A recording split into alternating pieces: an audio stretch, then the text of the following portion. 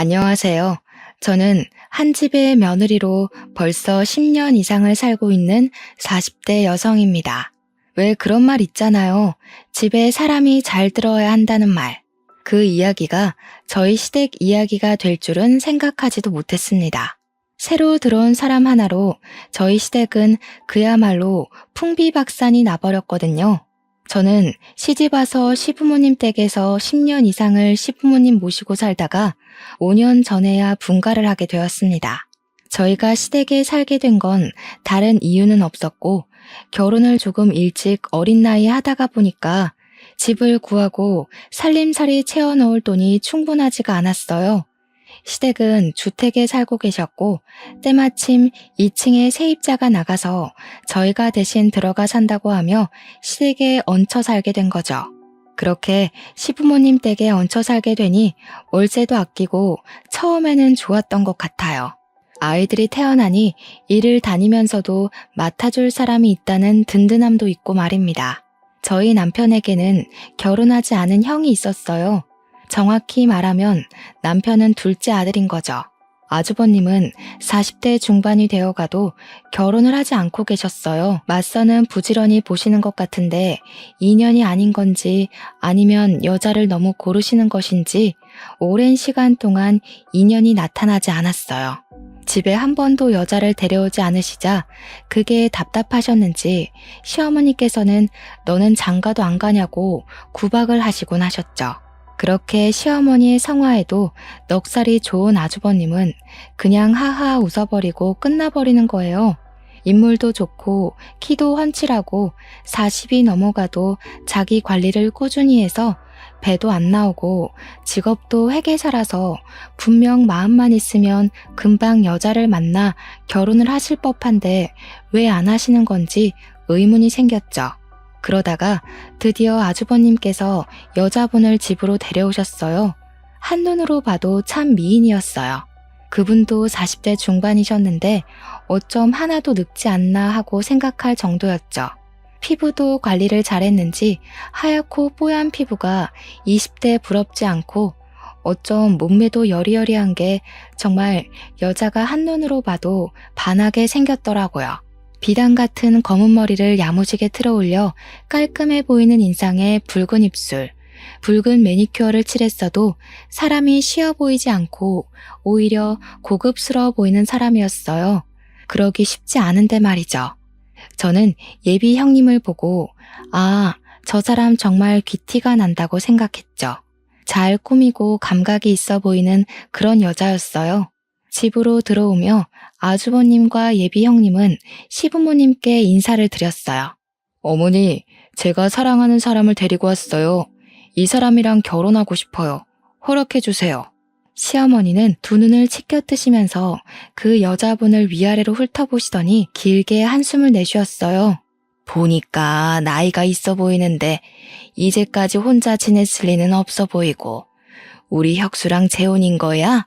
혹시 자식이 있거나 하는 건 아니지? 여자분은 다소곳하게 앉아 고개를 내리깔고 있었어요. 그리고 두 손을 무릎 위에 포개었죠. 그 모습도 얼마나 청순해 보이던지. 네, 재혼입니다. 사실 2번 사별했어요. 첫 번째는 사고였고 2번째 남편은 병사를 했습니다. 두 사람 사이에 자식은 없었어요. 그 예비 형님은 차분하게 시어머니의 말에 대답했죠. 뭐야, 한 번도 아니고 2번이나? 그것도 사별이라니 말도 안 된다. 혁수야, 너는 무슨 이런 애를 데리고 왔냐, 어? 남편을 2번이나 잡아먹은 여자랑 결혼이라니 말도 안 된다. 난 절대 결혼 허락 못한다. 네가 이제껏 이런 여자 만나라고 너를 공부시키고 장가를 안 보냈냐? 당장 헤어져. 시어머니는 두 눈을 크게 뜨고 소리를 버럭 내지르셨죠. 시부모님 앞에 앉은 예비 형님은 고개를 떨구고 눈물을 뚝뚝 떨어뜨리며 울었어요. 저도 남편을 2번 잃었다는 소리에 깜짝 놀랐습니다. 미인 박명이라더니 정말 저 여자를 두고 하는 말인가 싶었죠. 왜 미인은 팔자가 사납고 병약하다고 하잖아요. 아주버님은 예비 형님의 어깨를 꽉 잡고 시어머니께 말을 하시더라고요. 어머니, 무슨 말을 그렇게 하세요? 제가 사랑하는 사람입니다. 남편들 죽은 게 다 이 사람 탓이라고 말하는 거예요? 어떻게 그렇게 말을 할 수가 있으십니까? 제가 이런 모습 보여주려고 이 사람을 이곳까지 데려온 줄 아세요? 저는 생전 처음으로 아주버님이 어머님께 큰 소리치는 모습을 보았습니다. 그 정도로 그 예비 형님을 사랑했던 거겠죠. 어머님 말씀이 정말 다 맞아요. 저도 제가 남편 잡아먹은 것 같아 다시는 결혼을 하지 않겠다고 다짐하고 다짐했습니다. 그런데 혁수 씨를 만나고 깊이 사랑하면서 이 남자면 남은 평생을 다시 시작해도 되지 않을까 그런 생각까지 해버렸어요. 처음엔 결혼은 안 된다고 그냥 만남만 가지자고 약속했는데 어쩌다 보니 이곳까지 와버렸네요. 정말 죄송합니다, 어머니. 자네가 알고 있다니 참말로 다행이네. 알면 우리 혁수랑 헤어져. 또 다른 사람 명줄 재촉하지 말고 그런 팔자는 평생 혼자 살아야 맞는 거야. 다시 결혼하다니 그건 자네 욕심이네. 아주버님은 시어머니의 말을 듣더니 그 여자의 팔을 잡아 일으켜 세우며 두 눈을 크게 떴어요. 어머니, 이 사람 며느리로 안 받아들이시면 저도 이제 아들로 안 받아들이는 거로 생각하고 이제 집에 찾아오지 않겠습니다. 제가 사랑하는 사람 처음으로 데려왔는데 이렇게 취급받는 거 더 이상 보지 못하겠네요. 그렇게 말하며 그 여자의 손을 잡고 집을 박차고 나가버리는 겁니다. 아이고, 저 녀석 봐라. 이 어미는 눈에도 안 뵈는가 봐. 어떻게 저런 말을 입 밖으로 내뱉을 수가 있다니? 응? 내가 이런 꼴을 보려고 이제껏 너를 밥 먹이고 공들여 키운 줄 알아? 이 망할 놈의 자식아.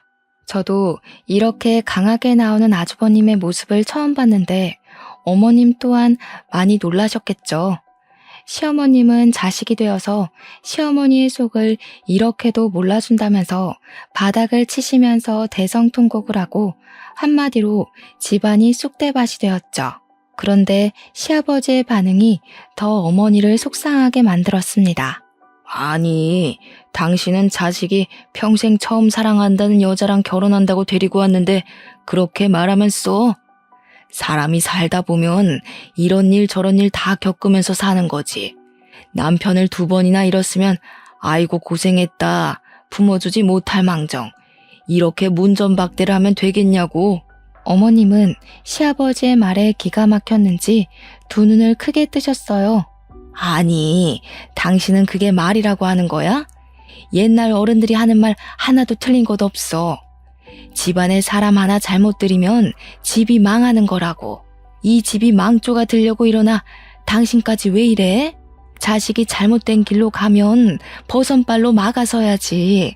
아버지가 되어서 아들 망하라고 구슬하네. 당신이 그러니까 고약한 노인의 소리를 듣는 거야. 당신이 오늘만 그래? 평소에도 작은 애한테 하는 거 봐봐. 내가 이런 말 안 하게 생겼나? 그냥 사람 하나 잡으라고 길을 쓰고 막아서는 거 내가 모를 줄 알아?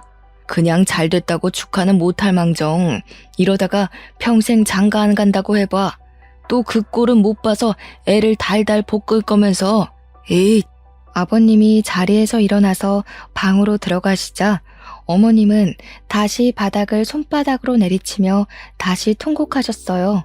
사실 시어머니는 모시기 쉬운 성격은 아니셨어요. 깐깐하고 까탈스러워서 제가 조금만 잘못해도 쥐잡듯이 잡는 성격이시라 저도 시댁 사는 내내 꽤 고생했거든요. 그때마다 시아버지께서 대신 미안하다, 저 사람이 원래 좀 성격이 고약하다 하면서 저를 다독이셨죠. 그래서 저는 속으로 그 여자분이 시댁으로 시집을 오면 고생 꽤 하겠다고 생각했어요. 저도 처음에 시집 올 때 마음에 안 들어 하셨는데 저보다 더 못한 며느리 자리가 들어왔으니 성에 안 차시겠죠. 거기다가 아주버님은 시어머니의 인생의 자랑거리였고 평소에도 꼭 좋은 집에 장가를 보내겠다고 동네에 소문을 내셨던지라 예비 형님의 앞길이 훤했습니다. 아주버님은 시아버지의 든든한 지원 아래 드디어 그분과 결혼을 하시게 되었어요. 시어머니는 마땅치 않았지만 귀한 장남이 집에 찾아오지 않겠다며 윽박을 지르기도 했고, 시아버지도 아들 앞길 막지 말라며 타박한 탓에 시어머니의 화는 조금 누그러지셨어요. 그 후로 형님을 대하는 태도가 아주 좋아지셨죠. 그런데 황당한 사건은 두 분이 결혼한 지 한 달이 지난 시점에 일어났습니다. 갑자기 집으로 찾아온 두 분은 저희 보고 2층에서 나가라고 하는 겁니다. 두 분이 들어와서 살고 싶다나요? 이제 자기들이 시부모님을 모시겠다고요. 어머님, 아버님, 이제 저희가 모실게요. 동선애가 오랫동안 모시고 살았잖아요. 큰아들이 부모님을 모시고 사는 것도 맞고 나중에 제사랑 그런 것도 다 제가 물려받아야 하는데 동서보다는 저희가 이 집 2층에 사는 게 좋을 것 같아요. 저는 아무 의견도 없이 그런 말을 들은 터라서 너무 어이가 없었습니다. 그래서 나갈 수 없다고 버텼죠. 아니 형님, 그게 무슨 말이세요? 먼저 언질이라도 주시지. 이렇게 갑자기 그런 말을 꺼내시면 저희가 어떻게 받아들여야 하나요? 갑자기 집을 구할 수도 없고요. 저희는 못 나갑니다. 다행히 어머님도 저희 편을 들어주셨습니다. 그때는 얼마나 감사하던지 저의 10년의 세월이 헛수고는 아니었다고 생각했죠. 작은 아들보다 항상 큰 아들을 먼저 챙기셨으니까요. 그게 무슨 말이냐? 작은 애들을 나가라고 하다니. 이제껏 잘만 살았다. 제사야 아직 내가 살아있는데 제사 때마다 와서 도우면 되지. 그게 뭐가 문제라고 잘 사는 애들을 나가라 말라 하는 거냐? 어머님, 원래 부모님은 큰아들이 모시는 거잖아요. 동서도 오랫동안 고생했고 이제 저희가 모시면서 호강시켜드리고 싶어요. 제가 어머님 곁에서 살고 싶어서 그이한테 졸랐어요. 제가 잘 모실게요. 동서, 그동안 부모님 밑에 있었으니 돈 좀 모아놓지 않았어? 동서 성격에 헤프게 사용하지도 않았을 것 같은데 그 돈이면 작은 아파트라도 나가서 살아. 언제까지 시댁에 염치 없이 붙어 살 거야? 저는 딱 할 말을 잃어버리고 말았어요. 물론 저희도 분가하려고 청약을 들어놓은 것도 있기도 했지만 이렇게 갑작스럽게 쫓겨나듯이 나갈 줄은 생각하지 못했죠. 저는 당황해서 시아버지와 시어머니를 번갈아서 쳐다보았어요. 그런데 시아버지께서 저희 보고 나가라고 하시는 겁니다. 그래, 그나기 말이 다 맞다. 시부모는 그나들이 모시는 게 맞지. 작은 아기 너는 직장 다니니 어차피 집안일도 많이 못할 거잖니? 이제 큰아기가 다 꾸려서 하고 싶다니까 그렇게 하라고 했다. 빨리 집 얻어서 나가거라. 이미 형님이 아버님과 말을 끝내놓은 상태더라고요. 더 이상 어떻게 설득할 방법을 찾지 못했습니다. 집주인이신 아버님이 나가라는데 무슨 말을 더 하겠습니까? 저희는 그렇게 10년 넘게 살았던 집에서 쫓겨나듯 나와야 했어요. 워낙 급하게 나오느라 좋은 집을 구하지도 전셋집을 구하지도 못해서 월세를 주고 작은 아파트로 들어가게 되었습니다. 저야 뭐 퇴근하면 큰 살림 맡아서 하던 걸 이제 작게 줄여서 하니까 좋았지만 애들 아빠는 왠지 부모님에게 버림받은 느낌이었는지 울적해 보이더군요. 그렇게 10년 넘게 살다가 하루아침에 나가라는 말을 들었으니 오죽했겠어요. 그래도 세월이 약이라는 말처럼 지내다 보니까 작은 아파트도 우리 네 식구끼리 지내는 것도 금방 익숙해져서 오손도손 잘 지내게 되었습니다. 그렇게 시댁에서 나온 지 반년쯤 되었을까요? 어머님에게 전화가 온 겁니다. 전화를 받았더니 어머니의 목소리가 반쯤 죽어가는 겁니다. 작은 애냐? 나다. 지금 나한테 올 수 있냐? 지금 밖인데 머리가 어지럽고 구토가 나오는데 도저히 걸을 수가 없어서 길에 앉아있다. 나 좀 데리러 와라. 저는 한창 근무 중이었기에 어머니의 전화를 받고 당황했습니다. 집에는 일을 안 하고 계시는 형님도 있는데 저한테 전화를 하신 거죠. 분명 무슨 일이 있다는 생각이 들었습니다. 어머니, 무슨 일 있으신 거예요? 형님은요? 형님 집에 안 계세요? 지금 어디 계신 거예요? 제가 일단 갈게요. 잠시만 기다리세요. 저는 일단 시어머니에게 가기로 했습니다. 어머니는 집에서 멀지 않은 공원에 바닥에 주저앉아 계시더라고요. 몇 발자국만 가면 벤치가 있는데도 말이죠. 저는 어머니에게 달려가니 어머니께서 저의 손을 와락 잡으시는 겁니다.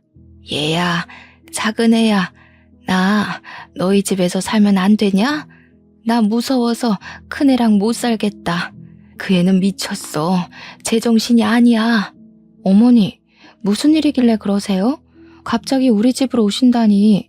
형님이 제정신이 아니라니 무슨 말씀이세요? 어머니의 입에서 들려오는 말은 너무 충격적이었습니다. 그 애가 하는 음식이 너무 맛이 이상한 거야. 도저히 역해서 못 먹겠다고 하면 너희 시아버지하고 아주버님이 음식에 아무 이상도 없는데 괜히 아무 죄도 없는 애를 타박한다고 난리를 치는 게 아니겠니? 그래서 내가 몰래 그 애가 음식하는 걸 쳐다봤더니 내가 먹는 국에 이상한 약품을 타는 게 아니겠냐. 내가 놀라서 너 뭐 하는 거야? 했더니 딱 음식을 엎질러 버리고 갑자기 울음을 터뜨리는 거야. 자기가 아무리 미워도 어떻게 그런 거짓말을 하냐고 말하는데 아유, 집에 불려오를 들였어. 보통이 아니야. 저는 어머니의 말을 듣고 아무 말도 못하고 그 자리에 굳어버렸죠. 사람 먹는 국에 수상한 약을 넣는다니 평생 들어본 적도 없는 이야기였어요. 어머니는 다시 속이 메슥거린다며 가슴을 문지르시며 바닥에 다시 빈속을 개어내셨습니다. 어머니, 괜찮으세요? 언제부터 이러신 거예요? 병원은 가보셨어요? 일단 자리에서 일어나세요. 바닥이 차요. 잠시 있다가 저희 집으로 가요. 저는 어머니를 일으켜 옆에 벤치로 가서 앉혀드리고 등을 두드렸습니다. 안 되겠다. 아무래도 이대로 있다가는 다들 그년 손에 죽겠어. 작은 애야, 혹시 핸드폰으로 녹음이나 사진 어떻게 찍냐? 그년의 본색을 내 손으로 밝혀내야겠어. 저는 어머니의 핸드폰으로 녹음 기능과 동영상 촬영 기능을 알려드렸습니다. 워낙 어머님의 성격을 잘 알고 있었기에 형님의 트집을 잡기 위해 그런다고 생각했죠. 저도 처음에 실수로 참기름 대신에 들기름을 넣었다고 얼마나 크게 혼이 났던지 어머님이 형님에 대한 분노가 넘치는 거로 생각했습니다. 아직도 속이 힘드신지 몸을 잘 가누지를 못하더라고요. 이제 어머님도 연세가 있으시니 혹시 치매기가 있나 걱정도 되었죠. 병원으로 가자고 몇 번 이야기를 했지만 어머니는 집으로 가시겠다고 하시더군요. 어쩔 수 없이 어머님을 모시고 시댁으로 향했습니다. 시댁 문을 열고 들어가자 형님이 달려오시며 시어머니를 부축했습니다. 어머님은 자신을 부축하는 형님의 손을 탁 하고 쳐내셨어요. 너는 내 몸에 손도 대지 마라. 네가 손만 닿아도 징그럽다. 소름 끼쳐. 저리 가. 어머님이 두 눈을 부릅뜨고 있어도 형님은 어머니의 손을 꽉 잡는 겁니다. 아이, 어머님, 또 왜 그러세요? 제가 그렇게도 싫으세요? 어머님이 좋아하는 양념게장까지 해놓고 어머님 오시길 기다렸어요. 동서도 온 김에 밥 먹고 가, 응? 서방님도 이쪽으로 오시라고 하고. 저는 웃으며 말하는 형님을 보고 어머님의 생각이 기우라고 생각했습니다. 정말 형님이 어머님이 미워서 음식에 약까지 탈 정도면 이렇게 살갑게 굴겠나 하는 생각이 들었죠. 어머님은 저와 살 때도 자주 네가 나를 죽이려고 이렇게 만들었지? 내가 맘에 안 들면 말로 해라. 이런 소리를 몇 번이나 들었거든요. 그리고 막상 형님의 음식을 먹어보니 이상한 것도 없고 오히려 음식 솜씨가 좋아서 놀랐습니다. 어머님은 괜히 형님이 마음에 안 들면 생트집을 잡으시는 거였죠. 제가 있는데도 어머님은 음식이 마음에 안 든다, 왜 이렇게 맛이 없냐 하면서 괴롭히니 형님이 제대로 식사를 못할 정도였습니다.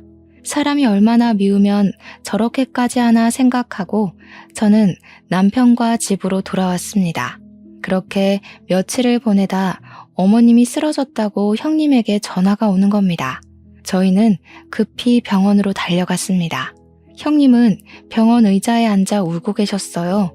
두 눈은 새빨개지고 손발은 벌벌 떨고 있는 겁니다. 형님, 도대체 어떻게 된 거예요? 어머님이 갑자기 왜 쓰러지신 거예요? 머리를 다쳤다고 들었는데 무슨 일이 있던 거예요? 동서, 그게 내가 점심을 준비하고 있는데 미역국을 끓였거든. 근데 또 어머님이 국에 뭐를 타는 거 아니냐고 또 한 소리를 하시더라고. 아니라고 하는데 어머님이 국을 그대로 바닥에 엎어버리시는 거야. 뭐 항상 있는 일이니까 하고 치우려고 바닥에 숙였는데 부엌을 나서던 어머님께서 바닥에 뿌려진 미역을 밟고 넘어지면서 머리를 식탁에 부딪히셨어. 지금 검사하러 안으로 들어갔는데 안 나오셔. 나 너무 무서워. 저는 형님의 벌벌 떠는 손을 꽉 잡았습니다. 너무 걱정하지 마세요. 아유 참, 어머님도 좀 적당히 구박 좀 하시지. 어쩌면 그러실까요? 며칠 전에도 그러시더니 괜찮으실 거예요. 그때 병원 의사가 나오며 어머님의 상태에 관해 이야기를 해주더군요. 어머님께서는 식탁에 머리를 부딪히시며 뇌진탕에 오신 것 같은데 검사를 하니까 뇌가 일반인보다 많이 부어 계시더라고요. 왜 부었는지 지금 원인을 파악하고 있는데 발견이 늦어서 조금 힘들 것 같습니다. 뇌부종이 심하셔서 뇌세포가 많이 파괴되셨어요. 의식 저하를 피할 수가 없을 것 같습니다. 형님은 그대로 바닥에 주저앉으며 눈물을 흘리셨어요. 자신이 어머님을 잘못 모셔서 이렇게 된 거라고 그러더라고요. 가족 모두 형님을 위로해드리고 일반 병실로 옮기는 어머님을 보러 갔습니다. 어머님은 정말 누워 눈과 손가락만 살짝 까딱하시고 말은 거의 하지 못하게 되셨어요. 중증 장애를 가지게 돼버리셨죠. 그런 어머님을 형님은 정말 알뜰살뜰 잘도 보살폈어요. 어머님의 몸을 주물러드리고 하루도 빼놓지 않고 산책을 시키고 누워만 있는 어머님이 자주 목욕을 못하니 물수건으로 몸을 닦아내며 자꾸 말을 시키더라고요. 어머니, 오늘 기분은 괜찮으세요? 오늘 날씨가 쨍한 게 너무 좋은데 우리 휠체어 타고 산책이라도 하러 나갈까요? 형님이 그렇게 정성스럽게 돌보는데도 어머님은 손을 좌우로 저으며 싫다고 우시는 겁니다. 저는 고개를 갸웃거리며 형님을 바라보았어요. 아유, 아직도 저렇게 싫으실까? 이렇게 정성스럽게 돌보시는데 좀 참아주시지. 왜? 이래야 우리 어머님답지. 그래도 이렇게 말도 걸고 활동을 자주 해야 병이 호전된다고 하더라고. 전보다 많이 좋아진 것 같지 않아? 어머님, 우리 옷 입고 얼른 나가요. 하루 종일 안에만 있으면 답답하잖아요.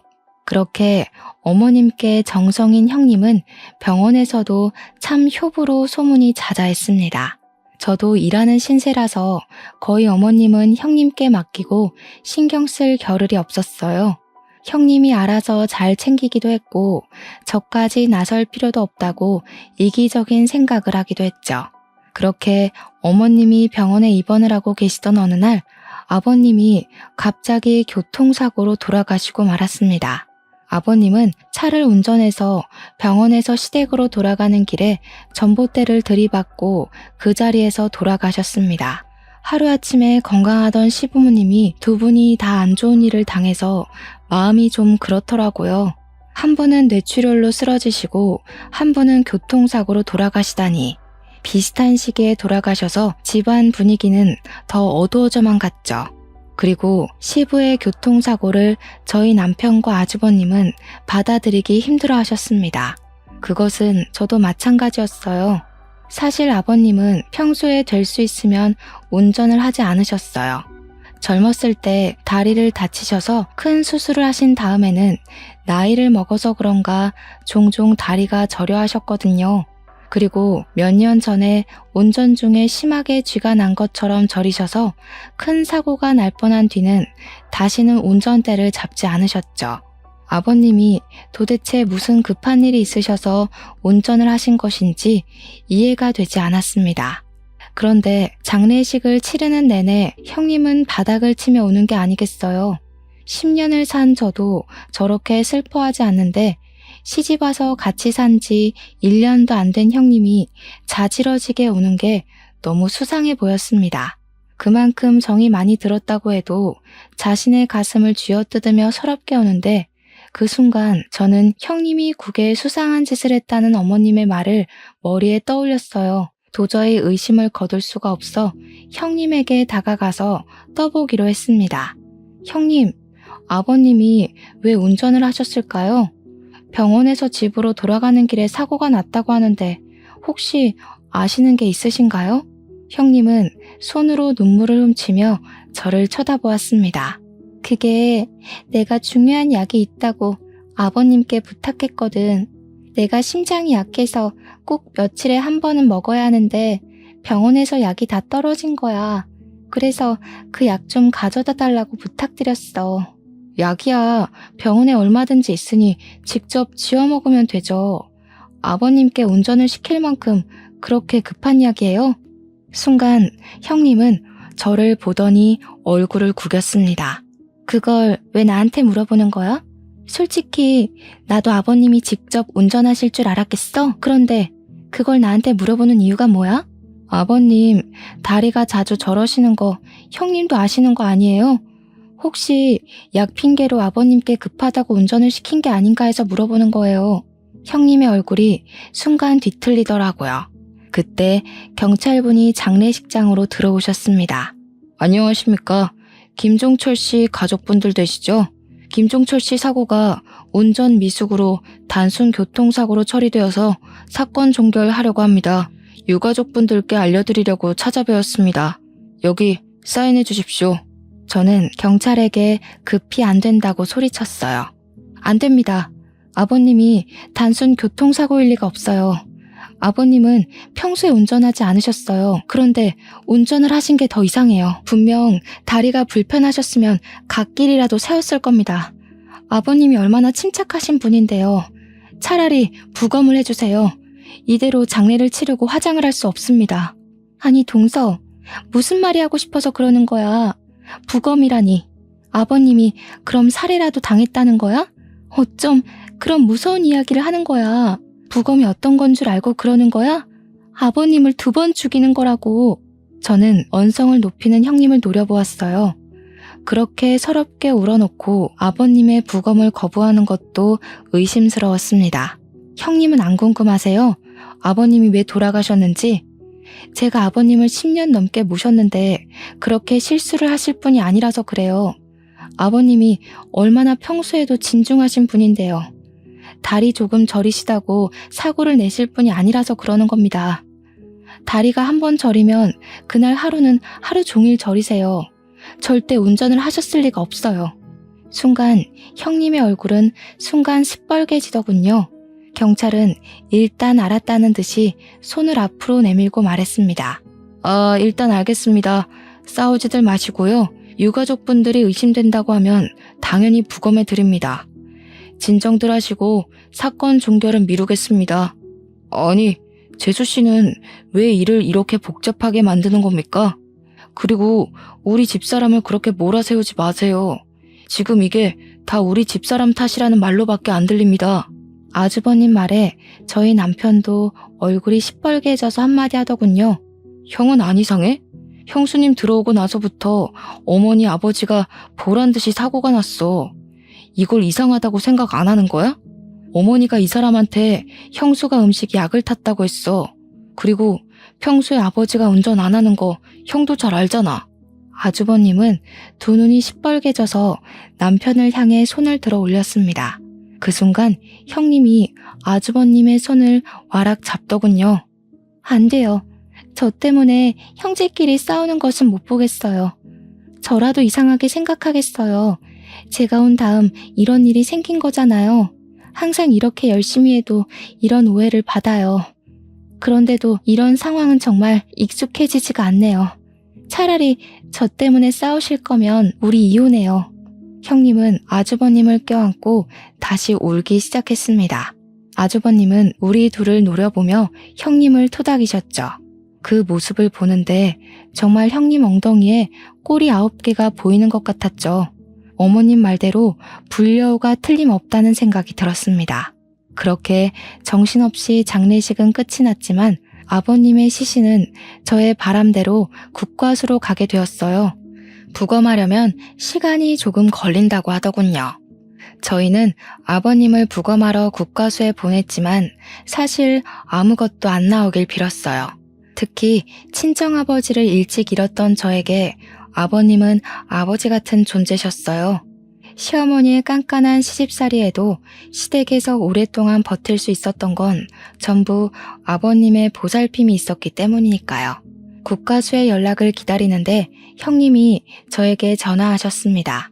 회사 앞이니 얼굴 보며 이야기 좀 하자고요. 형님은 회사 앞 벤치에 앉아 저를 기다리고 계시더라고요. 저를 보고 어색한 미소를 짓는데 저는 속이 참 복잡해지더라고요. 동서, 내가 여기까지 찾아와서 불편해?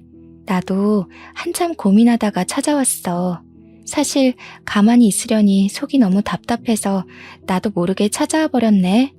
내 팔자가 너무 사나워서 이렇게 주변 사람들을 불편하게 만들어. 그래서 이제는 혼자 익숙해지려고 해도 그게 또 안 돼. 동서도 내가 참 밉지? 그 말을 듣는데 괜히 제가 또 미안해지더군요.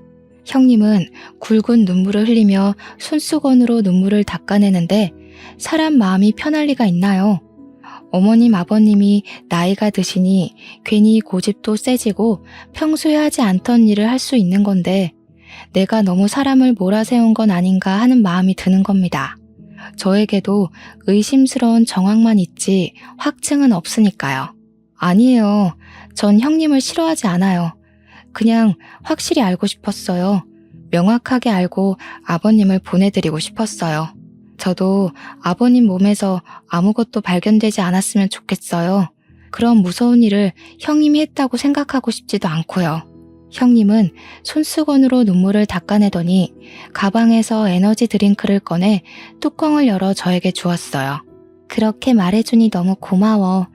복잡했던 마음이 안심된다. 자, 동서, 이거 받아. 내가 커피를 사올까 이걸 사올까 고민하다가 커피는 회사에서 마셨을 것 같아서 이걸 사왔어. 한 상자 사왔으니까 동서 한 개 먹고 나머지는 회사 사람들이랑 나누어 먹어. 목이 말랐던 저는 형님이 건넨 에너지 드링크를 그 자리에서 마셨고 형님은 이만 가겠다며 돌아가셨어요. 그런데 그날 집으로 돌아와서는 이상하게 몸이 축 늘어지고 하루 종일 구토와 설사를 반복하는 겁니다. 밤새 그렇게 시름시름 앓다가 저는 결국 새벽에 응급실로 링거를 맞으러 가야 했습니다. 간호사가 링거를 갈아주며 저를 보며 깊은 한숨을 내쉬더라고요. 도대체 뭘 드셨어요? 이렇게 급성 탈수는 정말 처음 봤어요.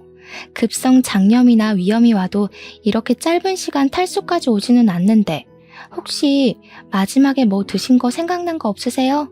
제가 마지막으로 먹은 건 형님이 건네준 에너지 드링크 뿐이었죠. 온몸의 세포들이 일제히 일어나며 닭살이 돋아올랐습니다. 회사 사람들에게 전화를 해보니 다행히 저처럼 이상이 있는 사람은 없었습니다. 하긴 제가 먹은 에너지 드링크는 처음부터 형님의 가방에서 나왔고 형님이 직접 뚜껑을 열어주었으니까요.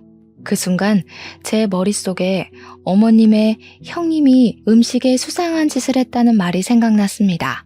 그리고 어머님께 알려드렸던 녹음기와 동영상 촬영이 생각이 났죠.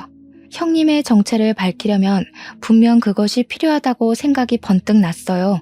손에 꽂힌 링거를 빼고 어머님이 입원해 있는 병실로 향했죠. 다행히 병실에는 형님의 얼굴이 안 보였어요. 어머님은 저를 보시고 입을 살짝 벌리고 두 눈을 옆으로 굴리시더라고요. 저는 어머님을 보며 혹시 핸드폰으로 동영상을 촬영했냐고 물어보니 어머님의 눈이 하늘 위로 갔다가 바닥으로 내려갔어요. 아직 이 정도 인지는 있으시구나 하고 다시 질문했습니다. 핸드폰 어디 있어요? 하고 물으니 어머님 손이 옷장으로 향했습니다. 저는 형님이 오기 전에 어머님 옷장을 뒤졌어요. 어머님의 코트 주머니에서 액정이 깨진 어머님의 전화가 발견되었죠. 저는 서둘러 그것을 가지고 집으로 돌아왔습니다. 어머님 핸드폰은 액정이 깨지고 방전되어 꺼져 있었어요. 그런데 전원을 켜도 켜지지 않는 겁니다. 무엇을 해도 켜지지 않는 핸드폰을 가지고 끙끙 앓고 있을 때 남편이 다가오더군요. 뭘 하는 거냐고 묻길래 어머님과 있었던 일을 설명하니 내일 핸드폰 복원업체에 가보자는 겁니다. 핸드폰 안의 내용은 복원이 가능할 거라고 하더군요. 다음날 남편과 같이 복원 전문 업체를 방문하게 되었어요. 사장님은 핸드폰과 컴퓨터와 연결을 하더니 폰 안에 저장된 데이터를 전부 컴퓨터로 옮기시더군요. 저는 동영상이나 녹음 파일을 봐달라고 부탁을 드렸어요. 그리고 우리는 엄청난 동영상을 보게 되었습니다. 어머님은 핸드폰을 동영상 촬영하시면서 조심히 형님이 요리하시는 것을 찍고 계시더군요. 형님은 콧노래를 부르며 어머님 국에 락스를 넣으시는 겁니다. 어머님의 손이 파르르 떨리며 핸드폰을 놓치셨는지 바닥으로 떨어지고 화면에는 어머님의 얼굴만 보였습니다. 그런데 순간 형님이 어머님에게 다가오며 킥킥거리는 기묘한 웃음소리를 냈어요. 동영상을 보는 저까지 온몸에 소름이 돋아올랐죠. 아니, 어머니, 여기서 뭐 하세요? 제가 얌전히 앉아서 기다리라고 했잖아요. 아직 음식 준비 중인데 또 이렇게 몰래 보면 내가 속상하잖아. 너 내 국에 또 못 탔어. 또 나한테 강제로 먹이려는 거지? 그거 뭐야? 뭐냐고? 보면 몰라요? 보시면 아시잖아요. 제발 그만 좀 하세요. 저한테 이러면 제가 정말 못 참아요. 어차피 어머님 말씀 아무도 안 믿어주는 거 아시면서. 형님은 손에 들고 있던 프라이팬으로 어머님의 뒤통수를 내리쳤습니다. 어머님은 비틀거리며 쓰러지셨고 형님은 미역국을 일부러 바닥에 부으며 급하게 전화기를 꺼냈습니다. 그리고 어디론가 통화하는 소리가 들렸어요. 거기 119죠? 어머님이 미끄러지시며 식탁에 머리를 찌이셨는데 일어나지 못하세요. 어서 오세요. 우리 어머님이 못 일어나고 계세요. 그렇게 말하며 핸드폰을 밟고 지나갔습니다. 형님은 어머님께서 동영상을 촬영하고 있는 줄 몰랐나 봅니다. 나중에 들은 말로는 어머님이 119로 실려갈 때 핸드폰을 꽉 쥐고 있었다고 하시더군요. 그때까지 희미하게 의식이 있으셨던 것 같아요. 유일한 증거라고 생각하신 거겠죠.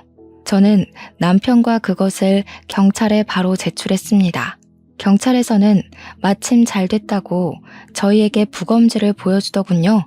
아버님 피에서 에너지 드링크와 니코틴 성분이 나왔다고요. 담배도 안 피우는데 무슨 소리냐고 하니까 니코틴 원액은 몇 방울만 먹어도 인체에 치명적이라고 하더군요. 운전 중 엄청난 두통과 구토를 유발하시면서 운전대를 전봇대로 향했을 가능함을 제기하셨어요. 블랙박스에도 아버님의 거친 숨소리가 잡혀 있었으니 초동 수사에서는 운전 미숙으로 긴장해서 그런 숨소리를 냈다고 생각했다고 합니다. 결국 형님은 어머님과 아버님의 살인미수와 살인죄로 잡혀오게 되었어요. 형님의 방에 있던 화장대 서랍에서 아버님에게 먹인 니코틴 원액병이 발견되었습니다. 그리고 추가로 발견된 사실은 시부모님 앞으로 고액 사망보험을 들어놓고 수익자를 형님 앞으로 돌려놨다는 겁니다. 아주버님은 경찰서로 와서 그럴 리가 없다고 소리를 질렀습니다. 말도 안 됩니다. 저희 아내가 얼마나 우리 부모님을 정성스레 모신 줄 아십니까? 이거 모험입니다. 이거 분명 누가 누명을 씌운 겁니다. 재수씨가 그런 거죠? 갑자기 집에서 내쫓아서 앙심을 품고 그런 거죠? 아주버님은 저에게 두 눈이 시뻘개져서 달려들자 저희 남편이 형의 앞을 가로막았습니다. 지금 말 다 했어? 지금 누구한테 뒤집어 씌우는 거야? 아무리 여자한테 미쳤어도 적당히 돌았어야지. 형수가 어떤 여자인지 우리 와이프가 밝혀줬으면 고맙다고 엎드려 절을 하라고. 뭐라고? 이 새끼가 진짜 뚫린 입이라고 뱉으면 다인 줄 알아? 너도 짜고 쳤냐, 어? 불쌍한 여자한테 도대체 왜 그러는 거야? 둘이 서로 멱살을 잡자 경찰이 다가와 둘을 떨어뜨려 놓았습니다. 지금 다 큰 성인들이 뭐 하는 짓입니까? 정성희 씨 남편분이죠? 정송희 씨가 남편분 앞으로도 3억이 넘는 생명보험을 들어놨어요. 저 여자 아마 다음 표적이 남편분이셨을 겁니다. 재수 씨한테 큰절이라도 하셔야 합니다. 아주버님은 놀라서 그제야 두 눈을 크게 뜨고 경찰서 의자에 수갑을 차고 있는 형님을 바라보았습니다. 비틀거리며 형님에게 다가가서 고개를 푹 숙이고 있는 형님의 손을 잡더군요. 성희야, 아니라고 말해. 경찰 말이 사실이 아니라고 말하라고. 네가 진짜 우리 부모님 그렇게 만든 거야? 나한테도 그러려고 했어? 아니지. 아니라고 어서 말해. 처음부터 이러려고 나한테 접근한 거야? 빨리 말해. 경찰은 다시 아주버님을 떨어뜨렸어요. 형님은 아무 말 없이 고개를 숙이고 있더군요. 정말 아무 표정 없이 말입니다. 지금 일은 대수롭지 않다는 태도에 소름이 돋아 올라왔습니다. 경찰은 저희에게 다가와서 길게 한숨을 내쉬었습니다. 조 여자 과거 행적을 조사했더니 남편 한 명 아버님과 같은 교통사고, 그리고 다른 한 명은 어머님과 같은 뇌부종으로 사망했네요. 둘 다 거액의 생명보험금을 받은 정황이 있습니다. 수법이 같은 거로 보니 둘 다 저 여자에게 같은 방법으로 살해당한 것 같습니다. 저의 몸에 온몸에 닭살이 돋아오르고 머리가 쭈뼛 섰어요. 정말 처음부터 우리에게 돈을 노리고 들어온 거라는 생각이 들자 말이 안 나오더군요. 텔레비전에서만 보던 그 소시오패스가 바로 우리 형님이었던 겁니다. 자신은 연약한 사람인 척 접근해서 남을 이용하는 그런 사람 말입니다. 저는 살짝 고개를 들고 있는 형님과 눈이 마주쳤습니다. 형님은 그 순간에도 무표정으로 저를 바라보고 있더군요. 자신의 죄를 하나도 인정하지 않는 그 태도에 저는 온몸을 움찔거렸습니다. 형님은 정말 구치소를 가는 그 순간까지도 아주버님이나 우리에게 사과 한마디 하지 않고 자리를 떠났습니다. 그 일이 있고 난 뒤 아주버님은 저에게 형님 대신 사과를 하셨습니다. 재수씨, 제가 정말 죄송합니다. 그 사람의 죄를 재수씨가 했다고 그랬던 거요. 제가 정말 정신이 나갔었나 봐요. 그 사람만 보면 사람이 그렇게 가여워 보일 수가 없었어요. 이 세상에 저만이 그 사람을 지킬 수 있는 사람이라고 생각했습니다. 제가 대신 사과할게요. 저는 아주버님의 손을 꽉 잡아드렸습니다. 왜 그 사과를 아주버님이 하세요? 죄인은 따로 있는데. 아직 우리는 사과조차 못 받았잖아요. 그리고 아주버님도 피해자잖아요. 처음부터 알고 만난 것도 아니잖아요. 그러니까 사과하지 않으셔도 돼요. 저는 이제 정말 사람을 만나는 게 무섭고 두렵네요. 인생 처음으로 목숨을 걸고 사랑할 수 있는 사람이 생겼다고 생각했습니다. 그런데 그 사람이 제 가족을 죽이고 저를 죽이려고 했다니 이제 사람을 믿을 수가 없어요. 저는 해외로 나갈까 생각합니다. 한국에 남아서 어머니를 볼 염치가 너무 없습니다. 마지막까지 이런 부탁드려서 죄송합니다. 저희 어머니 부탁 좀 드려도 될까요? 저는 고개를 끄덕였습니다. 가장 믿어야 할 사람한테 당한 배신이니 그 마음이 오죽할까요? 아주버님은 정말 몇 달 후에 외국으로 짐가방 하나 들고 떠나버렸습니다. 저희 형님은 전 남편들의 살인죄도 인정되어 가석방 없는 무기징역을 선고받았습니다. 영원히 사회와 격리된 채 그곳에서 살아야 하는 거죠. 참 한 가족을 풍비박산 내놓고도 같은 하늘 아래 숨을 쉬고 살아야 한다고 생각하니 아직도 소름이 돋아요. 저희 어머님은 요양원으로 모셨습니다. 아직도 눈동자를 힘겹게 굴리고 손가락을 간신히 움직여서 의사 표현을 하세요. 가끔은 저를 보면서 어린애처럼 엉엉 우시기도 하는데 마음이 찢어질 만큼 가여웠습니다. 어떨 때는 그런 어머님을 보면 남은 생을 그렇게 장애를 가지고 살아남은 어머님이 행운인지 아무것도 모르고 세상을 떠나버린 아버님이 행운인지 헷갈릴 때가 있어요. 저희는 시부모님의 집을 팔고 다른 곳으로 이사를 했습니다. 추억이 많은 집이지만 그만큼 아픔도 많았던 집이니까요. 이렇게 한다고 남은 상처가 지워지지 않겠지만 그래도 마음은 한결 편하더군요. 저의 사연은 여기까지입니다. 텔레비전에 보니 우리 주위에 쉽게 숨어 있는 게 소시오패스라고 하더군요. 사이코패스와 다르게 범죄에 대해 인지를 하면서 자신의 이익을 위해 남을 이용한다고 하네요. 참 무서운 이야기죠. 그래도 너무 의심만 하는 세상은 되지 않길 바래요. 주위에 정말 서로를 도와주려고 노력하는 분들이 많다고 생각하니까요. 이만 긴 글을 줄이겠습니다.